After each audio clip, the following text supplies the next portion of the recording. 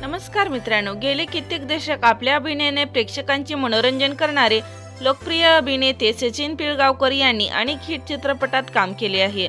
त्यांनी उत्तम अभिनयासोबत अनेक चित्रपटाचे दिग्दर्शन देखील केले आहे। हे चित्रपट बॉक्स ऑफिसवर हिट ठरले आहे। अनेक चित्रपट मराठी इंडस्ट्रीला दिले आहेत। मराठी सोबतच हिंदीमध्ये आपल्या अभिनयाची छाप पाडणाऱ्या सचिन यांनी आता आपल्या कुणीही अभिनेता म्हणून विचारत नसल्याची खंत व्यक्त केली आहे। मुक्काम पोस्ट देवास घर चित्रपटाच्या ट्रेलर लॉन्च कार्यक्रमात दिलेल्या मुलाखतीत त्यांनी तुमचे आगामी चित्रपट कोणता असं विचारण्यात आलं होतं।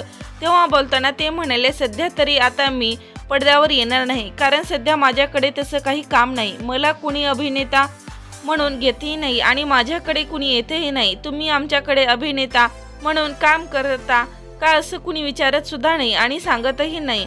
का येत नाहीत हे मला माहीत नाही। अभिनय सोडला आहे असं कदाचित त्यांना वाटत असेल, पण तसं काही नाही।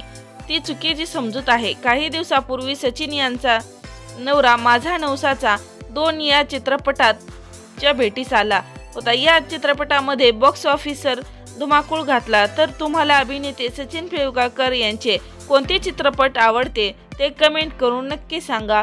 अजून तरी चॅनलवर नवीन असाल तर चॅनलला लाईक करा, सबस्क्राईब करा, शेअर करा।